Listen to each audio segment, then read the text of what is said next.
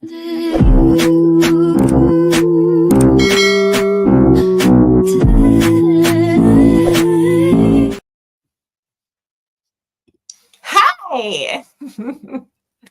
Thanks for joining us and clicking on our faces. I am C the Superior, and I'm here with my co-host, the Great Grand Slam Poobah, and Boom. we are here to discuss the third episode of Peacemaker Season 2.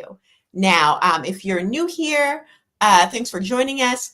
But full disclosure, we go into spoilers of the episode, so this will be a full spoiler discussion because it's an after show and we talk about the show. So if you haven't yet watched, please leave us a like and join us once you finished it. But if you have finished it, take a seat, grab your drink of choice, and sit down for some after show discussions because a lot of things got confirmed this episode. A couple theories from the masses was confirmed. And also we get to dive a little deeper into this second Earth, this alternate Earth, right? So let's get straight into it. So straight off the bat, looks like we got a couple comments. Hey, Silhouette Animator, what's up? Hey, Whoa! I said definitely more clues. This alternate universe isn't normal. Yes, yes. I feel like we're going to be on the same pace here when we talk about why it's not normal, but I know we'll get there, so I'll just okay.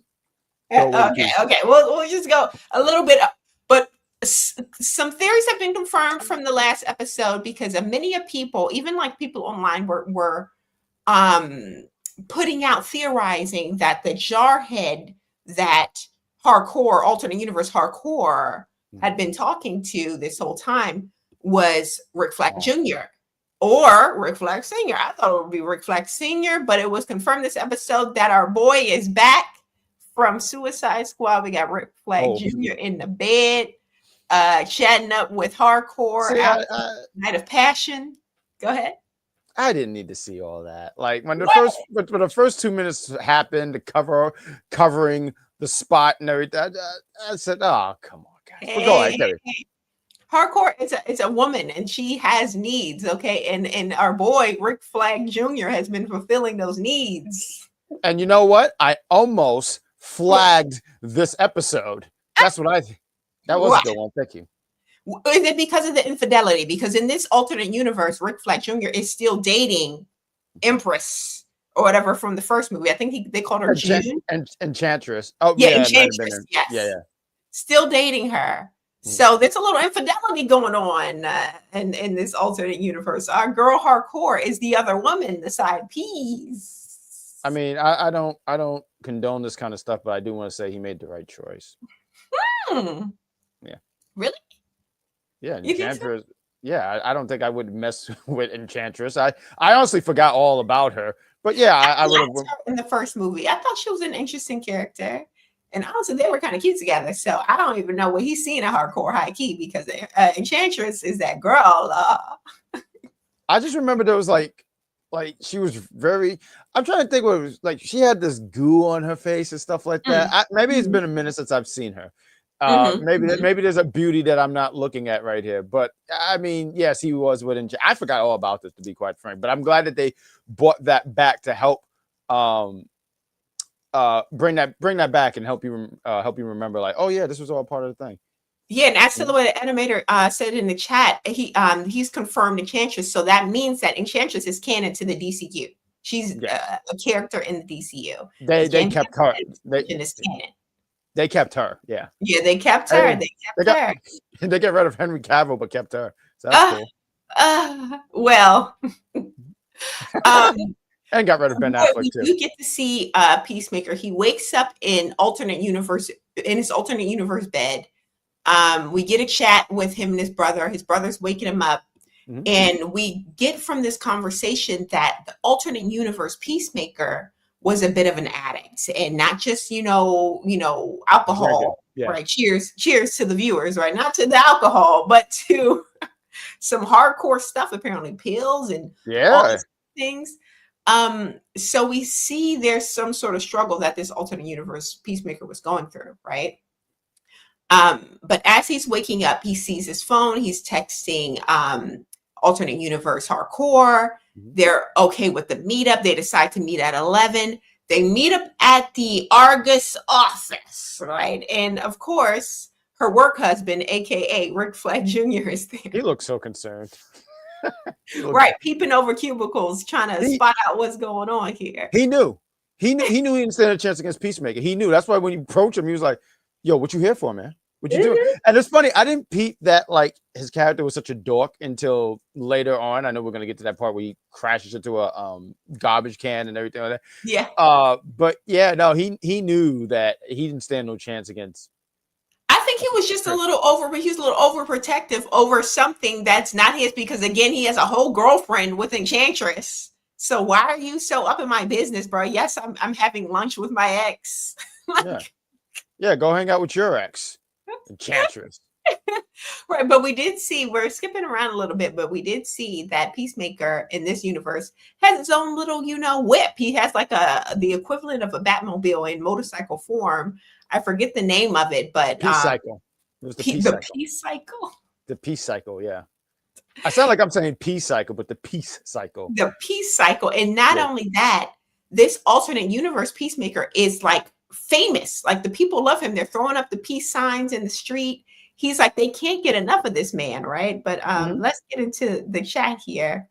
Ooh, So look at the pills in the alt Peacemaker's drawer. Those don't have his name on them. They're stolen pills. Oh, so he's stealing the pills, bruh. Wow, that's a good eye. Yeah. Well, I think that goes to what you were saying before. Like he's like an addict, and that's what they do. They'll steal pills. So that's a good eye. I didn't even peep that at all. Wait, hold on. We gotta hold on. Oh, Rick Jr. is sus as hell. I think he's leading the Sons of Liberty in secret in that universe. That's what a theory. I didn't put that two together in this episode. We'll get into the Sons of Liberty in just a second, but that would be a twist, honestly. That would be. The kid crying, I think, was lingered on a little too much. I think that town is forced to cheer on. Oh, I Silhouette he's like the third host here, or fourth. Yeah. But that is so interesting because I didn't even look at it like that. I was just like, wow, they really love this guy. And I know we're going to talk about theories and thoughts here, but almost like these guys, they're cheering out of fear. And that's interesting. I never thought about that. That is amazing, actually. Me either. Maybe that's why the kid was so emotional in that scene where he's pulling up next to them in the Peace Cycle, right? Yeah, but I'm laughing because it's like you're trying to hold it together. And shout out to you for doing that. I thought it was funny here because Peacemaker, John Cena, right? Matter of fact, John Cena is going to have his last appearance on SmackDown tonight. So, this is really the end of an era for John Cena. He's really retiring. But when he's really going to retire by the end of the year. But I just thought it was so funny when the kid was crying. He said, geez, that's a bit much. And I'm like, I wonder if Cena actually says that sometimes. Like, God, that's a lot. Probably. He's actually a really good dude. He's a really good dude. No, I don't think so. But we see that, okay, after Peacemaker, our Peacemaker from our Earth, right, the Earth that we know, meets up with Hardcore at her job. They go on a cute little lunch date, right? They're sitting in the park, eating hot dogs, chit-chatting about their relationship and a potential rekindling of the relationship. And my girl has some terms, right? She's not going back blindly. She said, look, if you're trying to do this, then I need my eggs cracked. I need a ring. She's trying to change her last name. She's trying to make sure he's serious, right? And he says, okay, I'm serious. And she said, take some time to think about it. And they agreed to, take some time to decide what it is they want to do with their relationship. But moments after, an explosion takes place, and it's due to this situation at the DMV of all places. So this is, of course, the group that we were talking about earlier, the Sons of Liberty, and they seem to be some domestic terrorist organization that has a gripe with what's going on in this alternate Earth, right? They've taken the DMV, they've taken over the building, they've implanted some bombs that we can see in this image here. And they've taken some hostages.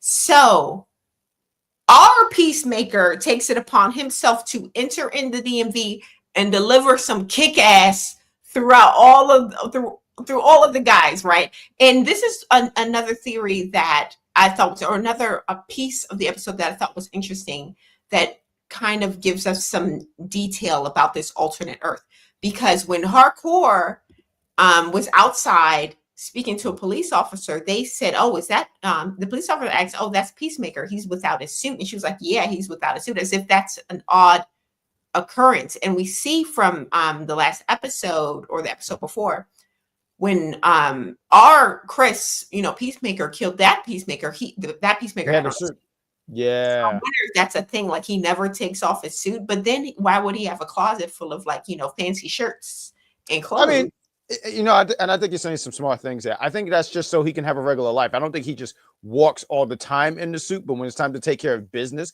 he does it. It's like that old superhero trope where there's danger and they always have their costume on site. So I think that's what that really is. So, okay, but they made it seem like, it was something like not okay with it. I think it was like, you saw the shirt that he was wearing. I mean, that don't look like a kick-ass shirt. Yes, that's not a kick-ass shirt. But that's just like, hey, I'm going to go out to party. I don't think he just wears it when he's at a party. But when there's danger, him and the family, they shoot. Because later on, the brother's in the suit too. So I think that's a really interesting point. And I mean, clearly was paying attention. I was not, because I thought nothing of it. So that's a good job. Go ahead. Peacemaker takes it upon himself to go into the DMV via another shop called the Fairy Tales. I thought that was cute. It was like a little pet shop. In order to stop the terrorists from exploding the building, right? And he proceeds to put a whole can of whoop ass on everybody in the building. And it's so funny because I almost forget that Peacemaker is that guy for real, because he was really taking them out. I have a little image here. I had to censor it out because it was so brutal that how he was disposing of these criminals. I'm like, it was wild. And I wanted to ask, what was your favorite death of the episode? Like, God, Jesus, what kind of question is that, Cedar Superior? Hey, which death did you enjoy the most? Oh, I don't know. Well, I thought the stairs scene was actually pretty good. But you know what I liked, because this one was just so different. When he rammed the what was it, like the fax machine or the printer machine? Oh yeah. I just thought that was good. I mean, it's nothing really like spectacular about it, but I just thought that was so different. I love this scene. He smushed this guy's insides. That's a brutal death, man. He smushed his insides with a fax machine or a copy machine. That's crazy. And you're right, but I mean, is it as brutal as the one where he's on the top of the stairways? And I think he shot 2-3 people in the head. I actually like the scene because he shot somebody. I don't think he got enough of the bullet in that person. So when he's walking down the stairs, he just go boom, and I don't know, stuff like that cracked me up. Like, oh, I didn't forget about you, and he just shoots him. I thought that was actually pretty hilarious. It was this episode has some really good fight scenes. Yes. And again, from us seeing Peacemaker as Chris, right, for majority of the season, I almost forgot that he's that guy. I almost forgot that he's really capable. He is a killer. He, gets the job done. And I'm glad that this episode reminded us, at least reminded me, that he's very capable, and he's a superhero in a way, right? He may not be super, but he's. Wait, and this is credit to James Gunn, because there was a really good balance. Like the first 2 episodes, I was like, it's okay. But this episode, I really, really, really liked this episode, and I think they did that. I liked what something that Silhouette said, probably not unintentional, and I know that was for something else, but I think like they do that intentional to make you go like, oh yeah, because he comes off like a goofball, right? You kind of forget these things, and then he does things like how he does in this episode, and he was super serious. I mean, I'm not gonna hold you. I saw this, I said, ooh, when finances are good, I might have to cosplay as this guy. This is great. That'll be cool. That'll be cool. But I think Silhouette Animator was talking about the thing about the suit. Yes, and that added in unintention with intention. He also mentions here the bomb was USB activated too, which is weird. I don't know. I'm not I don't know you guys' life who are watching. I don't make bombs in my spare time. I don't know if a USB is unusual, but we'll figure it out together. There we go. But I was going to say, there's usually a joke about that when they talk about bombs and they explain it enough. I'm like, how do you know a lot about bombs? Yeah, I know all of this. This is really going on, because I would have been there guessing like Peacemaker, like, I don't even know what to take. I'll just please something works. Oh yeah. He prayed to the gods for that one. I was sitting there saying, God, don't blow up and then he lives because he's a human being. But like when he did that, I was like, oh, that's cool. It was just taking a guess. And he said, alternate Keith ramming into a helicopter was not heroic to me. Okay. The clear, that's clear carelessness since it was going to crash. Oh yeah, that's true. That's true. Talking about brother when he went through the helicopter, right? Yeah. Okay. Yeah. But the brother does show up after the fact, and they kind of embrace. They speak to each other. We also get a few cut scenes to our universe where we have the ladies talking to each other about Peacemaker. And again, hardcore is very much, I'm not into him. Something may have happened, but she's not admitted to it. We also get what's his name? I keep forgetting this man's name. The one with the glasses, right? Economist. And Adrian are in the bathroom having this weird conversation about bugs. It literally got weird when you said they're in the bathroom. Yeah, they're in the bathroom. One of them doesn't have any pants on.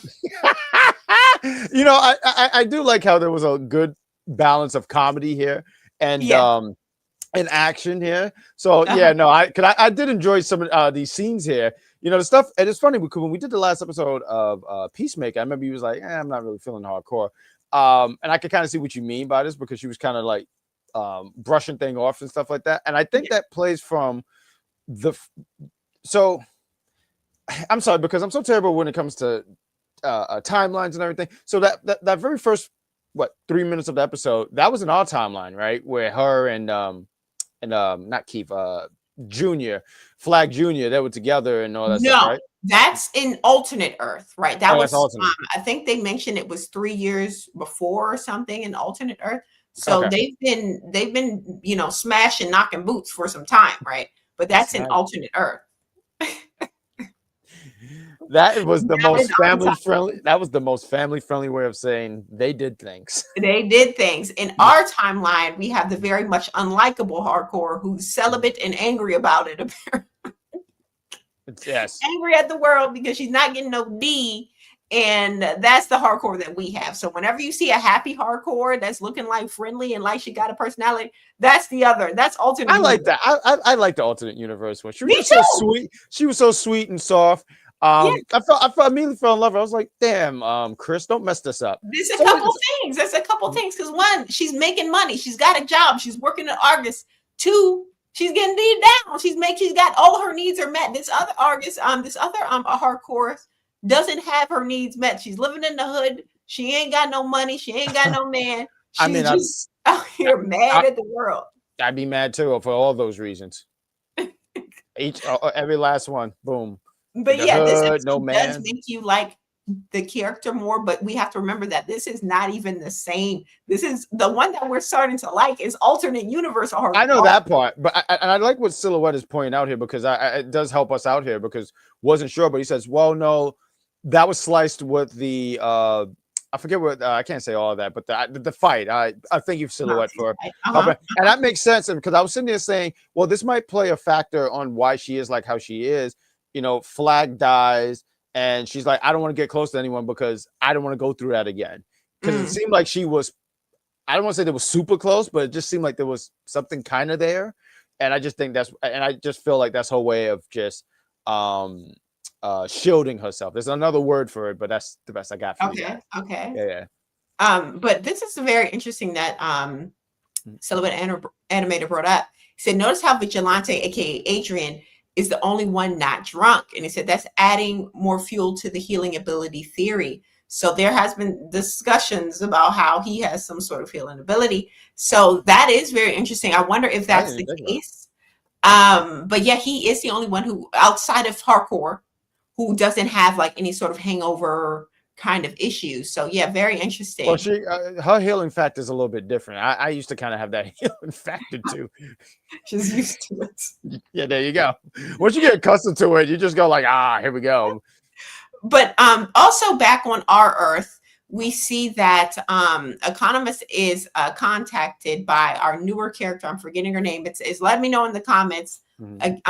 This character here, and she's basically kind of berating him for telling Flurry that, or not telling Flurry that there's a mystical Duck. kick-ass duck, A right? duck.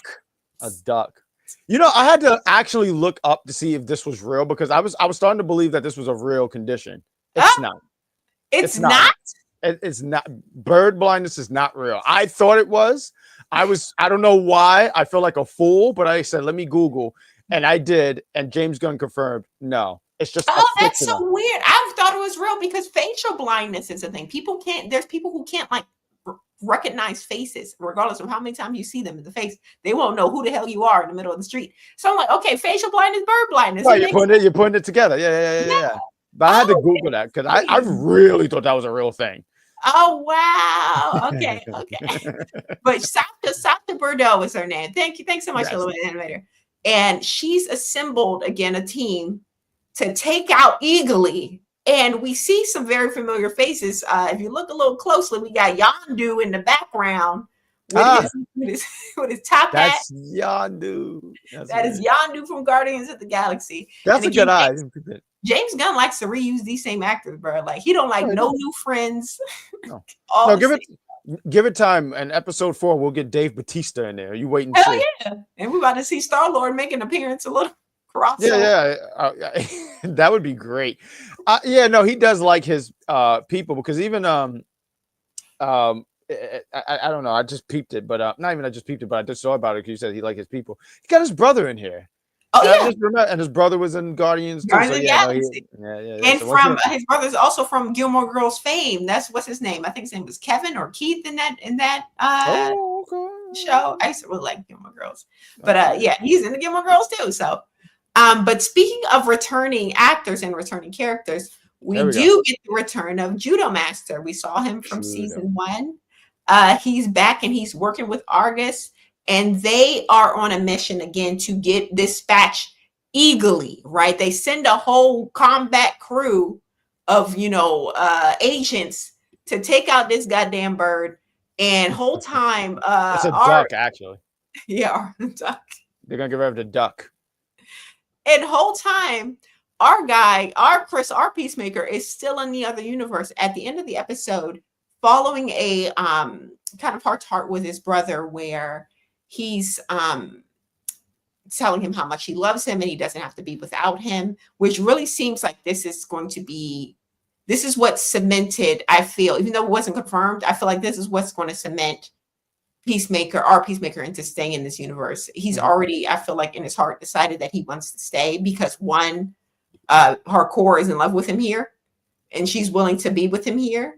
And 2, his brother's there and his brother is telling him how much they miss him and love him being around, and then that he never has to miss him because they're there together. He's done with our universe at this point. But little does he know, again, Argus has assembled a team to take out his Eagly. So he is in the process of going back through the closet at the end of the episode. And we're going to see how this whole showdown goes down in the next episode when he has to defend Eagly. But one sec, we got some comments here from the Silhouetted Animator. By the way, Gunn said in an interview the other day that we'll get answers about the quantum unfolding chamber's origin at the start of the next episode. Okay, that'll be really interesting because again, how did the White Dragon get all of this technology, right? The same technology that Lex Luthor, billionaire genius has, and he's just like some hick from the trailer. Like, come on, at least in our universe, White Dragon or whatever. But but what did you think about this ending? Are you scared for Eagly? Do you think that they're going to take Eagly out next episode? I'll tell you what I'm scared of. I'm scared for them fools that's going to mess with this duck, that's going to rip them apart, and he's going to have no mercy. So no, I think Eagly's going to be fine. There was something that you said, and I was just like, because it was interesting that you pointed out that he's pretty much done with our universe and he loves this universe. I mean, in this episode, he kept saying best dimension ever. So you can already tell that he's filling this new universe, it's just a breath of fresh air for him. But I loved when you mentioned Eagly. I was like, oh yeah, he's definitely gonna be, because he loves that bird. I think he loves that bird just a little bit more.